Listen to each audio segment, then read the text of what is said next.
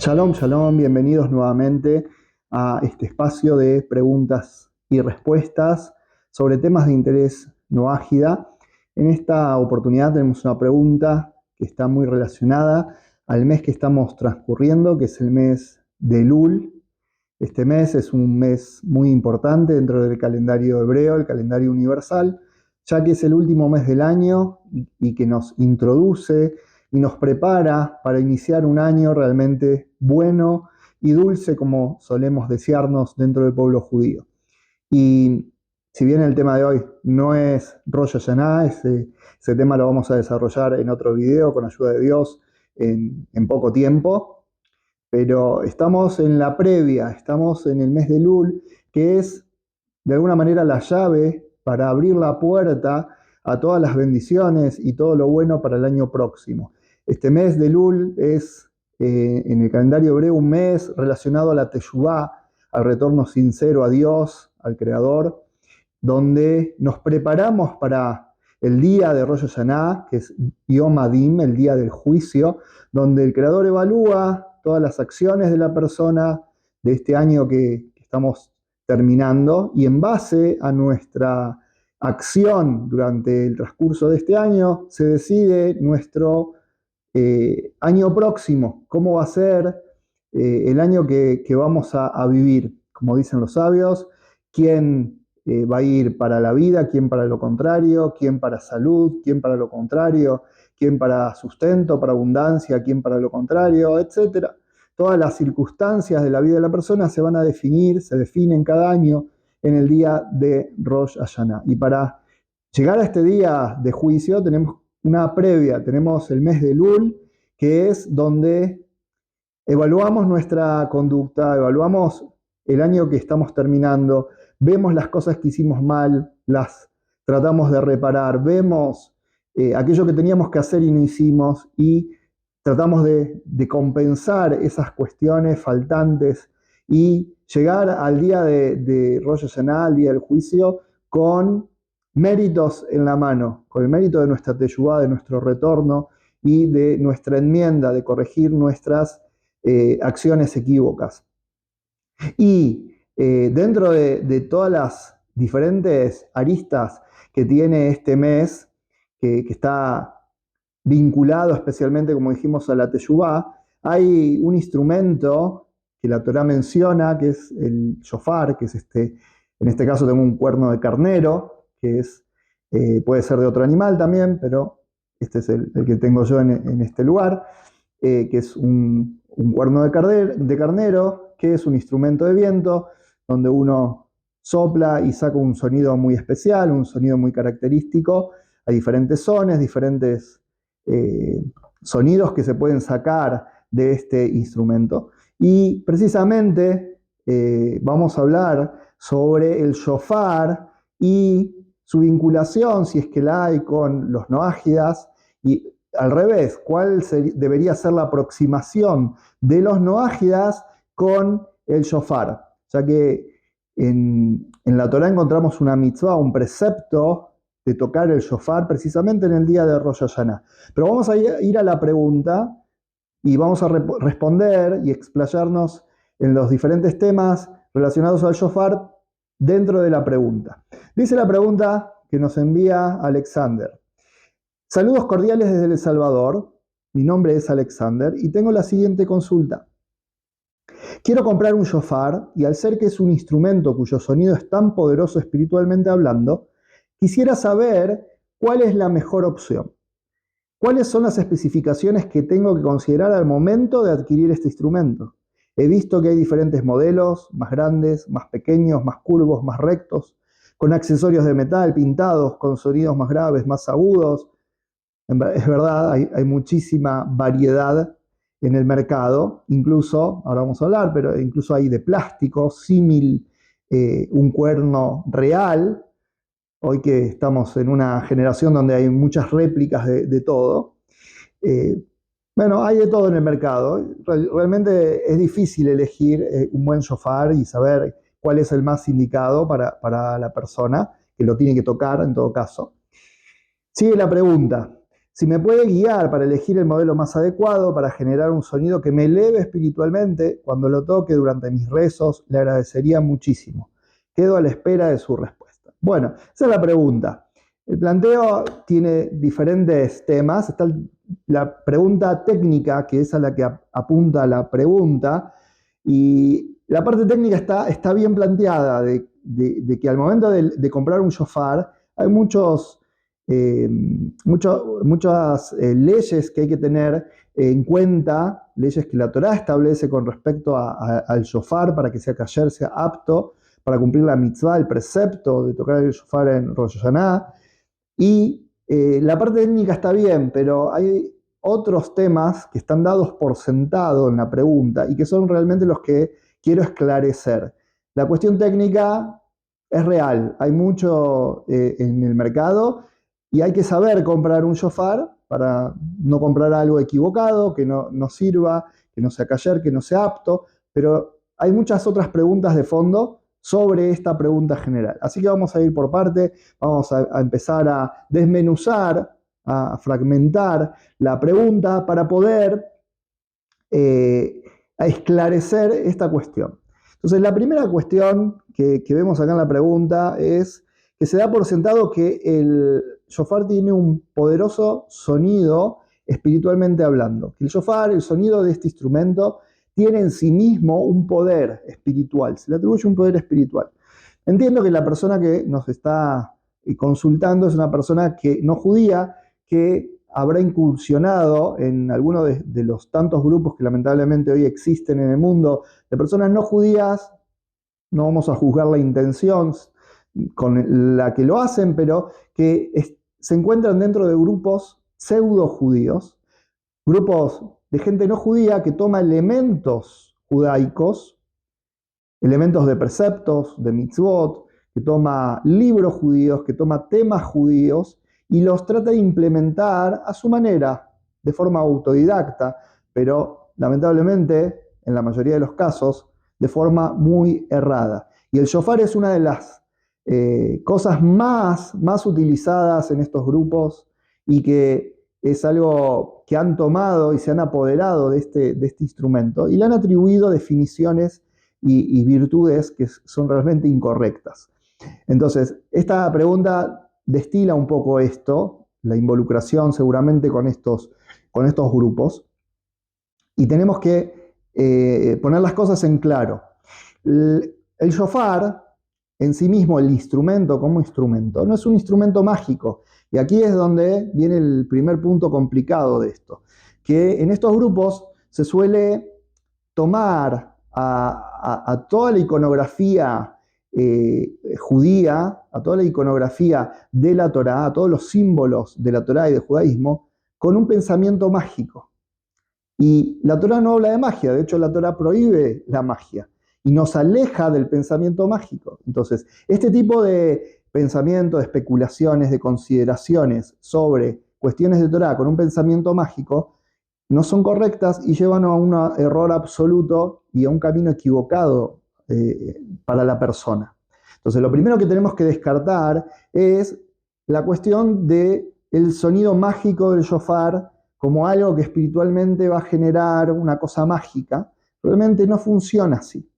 Entonces, esa es la primera consideración, el primer punto que veo relevante esclarecer, que los noajidas entiendan que cuando hablamos del shofar no estamos hablando de un instrumento mágico. Esa idea hay que descartarla, aunque muchos no lo llamarán mágico, yo estoy definiéndolo para que se entienda. Quizás usan este lenguaje que es poderoso espiritualmente, que su sonido es un sonido de guerra espiritual y cosas similares que llevan al error, que lleva a concepciones que no son correctas. Como todo, y siempre aclaramos sobre este punto, el judaísmo y la Torá hay que definirlas con sus propias definiciones, no con definiciones foráneas. La persona desde afuera ve una cosa, pero desde adentro suele ser muy distinto. Entonces, hay que tomar la precaución de no agarrarse de definiciones externas a la Torá y al judaísmo.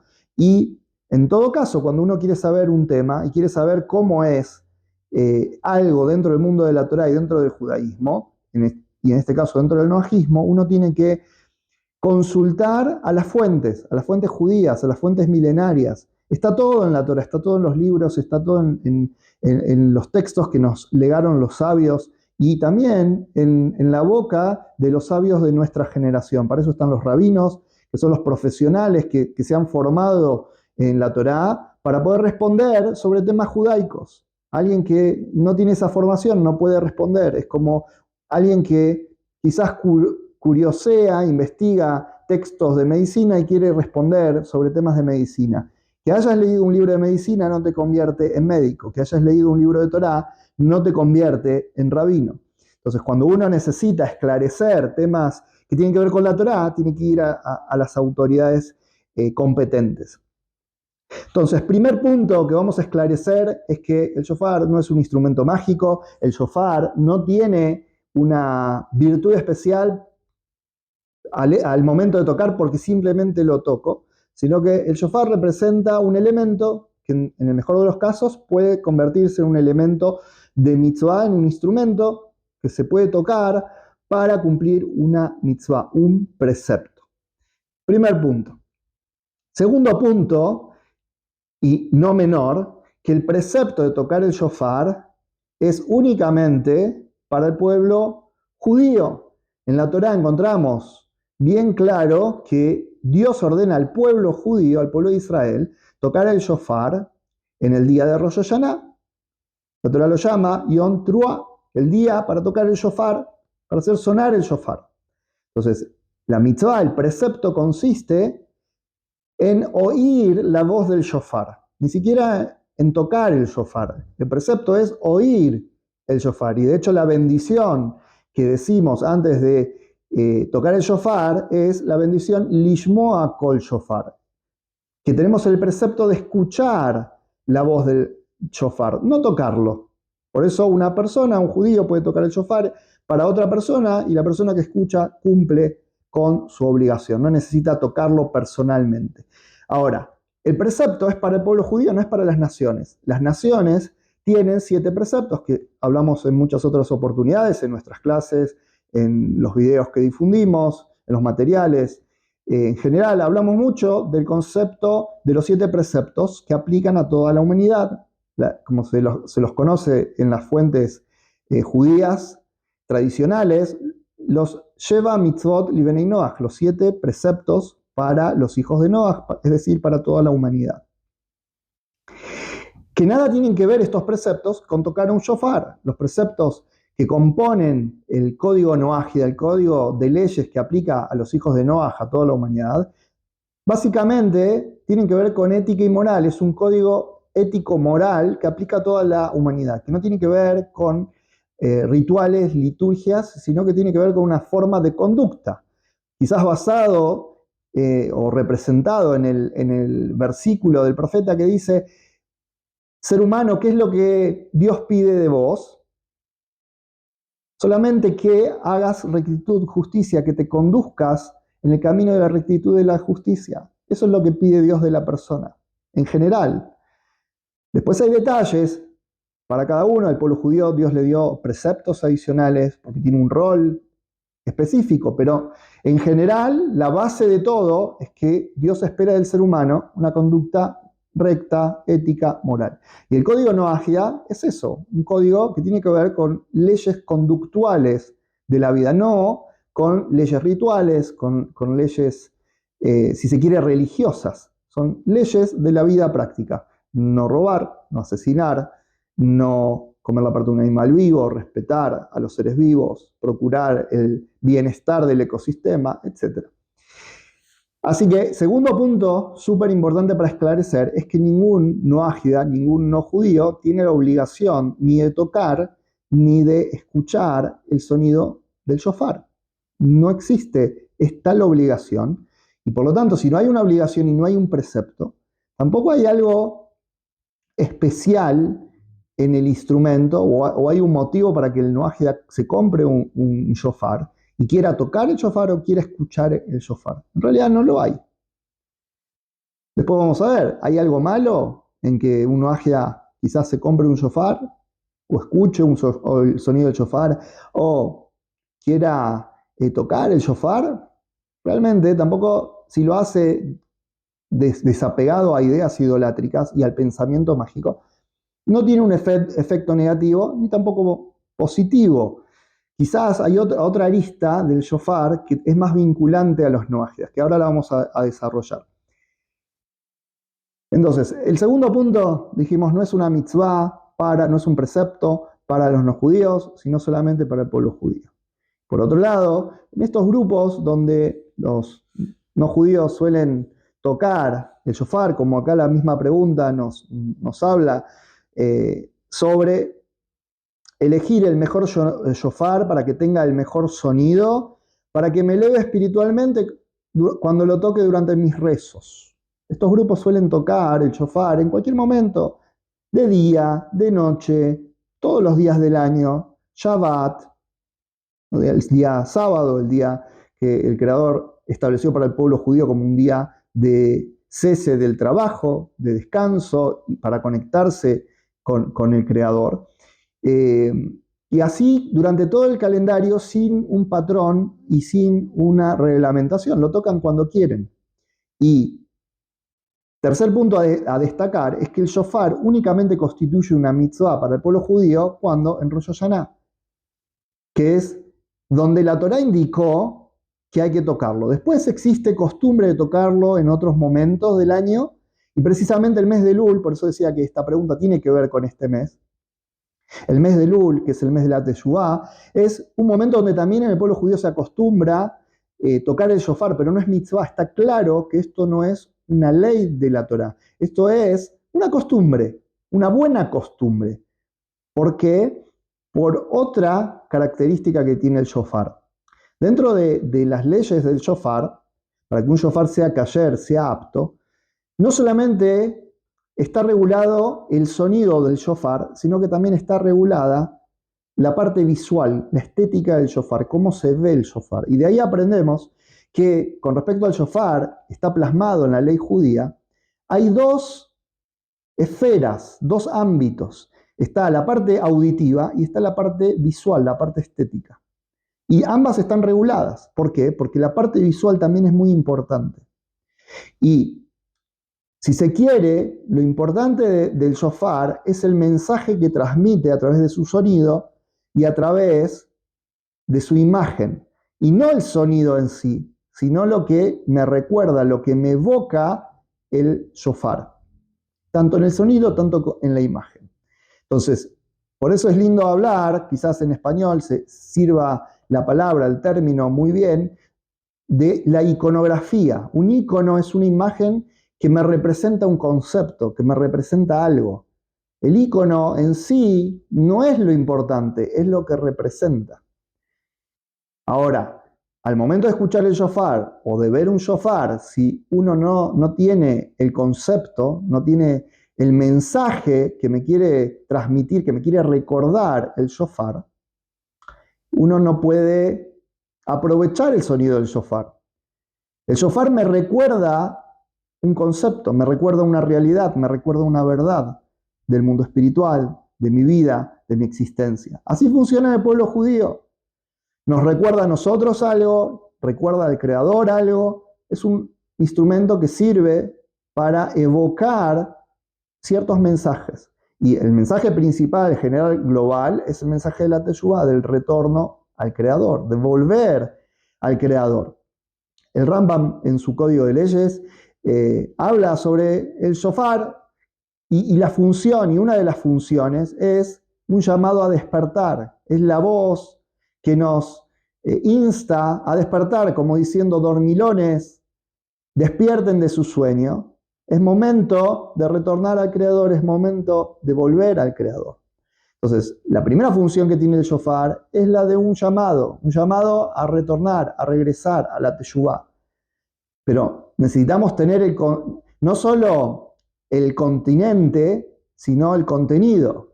Hay dos cosas, contenido y continente y contenido.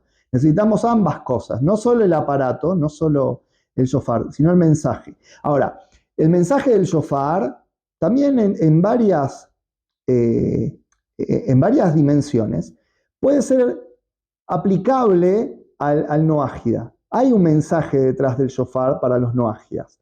Pero no quiere decir que sea una mitzvah, no quiere decir que un noajida tiene que comprar su shofar, no quiere decir que el noajida debe tocar el shofar. Entonces, creo que a la pregunta, para ir cerrando este video, va a haber una segunda parte, vamos a hacer otro video, hablando ya específicamente del mensaje del shofar para los noágidas, porque hasta ahora venimos descartando ideas incorrectas, pensamientos, concepciones incorrectas del shofar. En el próximo video, con ayuda del creador, vamos a hablar de lo que sí representa el shofar para los noágidas y el mensaje que en todo caso tiene el shofar para los noágidas, bien entendido desde las fuentes judías, aprendiendo de la iconografía del shofar y tomando el mensaje real que tiene la Torá para el mundo entero a través del shofar. Pero volviendo a la pregunta que nos mandó Alexander, realmente son muchos los detalles de la ley judía para considerar al momento de comprar un shofar, pero en rigor de la ley no hay ninguna necesidad que un noájida compre un shofar, ni que escuche un shofar. Y lo que sí es súper importante, descartar esas ideas mágicas de el sonido del shofar como algo que genera espiritualmente algo especial. No sabría definir bien qué es lo que la gente considera que pasa cuando tocan el shofar, pero es solo cuestión de entrar a YouTube o otras redes sociales y buscar este tipo de cultos y prácticas donde tocan el shofar, gritan y hacen un montón de cosas que están totalmente alejadas de lo que significa el shofar en la Torá, en el judaísmo, de lo que hacemos cuando tocamos el shofar, de la concepción que tenemos del shofar y sus sonidos y de lo que realmente llevamos a la práctica tanto en Rosh Hashanah y en los demás días. Y como dijimos, la mitzvah, el precepto para el pueblo judío de tocar el shofar es en Rosh Hashanah. El resto del año son costumbres, pueden ser buenas costumbres, pero hay que saber definir cada cosa. Y no confundirse de que todo lo que tenga un atuendo judío es judío. Muchas veces en esta generación vemos muchos grupos pseudo judíos, como estuvimos hablando, que toman los elementos judaicos, se venden como judíos, realmente son imitaciones baratas que alejan a la gente de la verdad, la siguen engañando. La gente está en búsqueda de verdades, en búsqueda de algo más genuino, y también hay gente engañada y que engaña a otros. Hay algunos que son conscientes, otros que no, pero en la práctica eso es lo que sucede, gente ignorante y engañada, engañando a otros. Así que en el próximo video, si Dios quiere, vamos a hablar sobre los detalles de la simbología que tiene el shofar, qué podemos aprender tanto de sus sonidos como de su forma, de su estética y en especial qué mensaje tiene el shofar para las naciones. Hay mucho para hablar, se nos fue el tiempo, pero creo que era importante sobre esta pregunta. Si bien no voy a dar una respuesta sobre los detalles a considerar al momento de comprar un shofar, porque realmente los noajidas no tienen tal necesidad, como concepto general, el que quiere comprar un shofar y que sea kasher, lo tiene que comprar a un vendedor judío de confianza, una judaica, un lugar donde vendan estos instrumentos, que uno tenga la seguridad que no le estén vendiendo algo de plástico, que sería un juguete básicamente y no sería un shofar, y que a uno no lo estafen.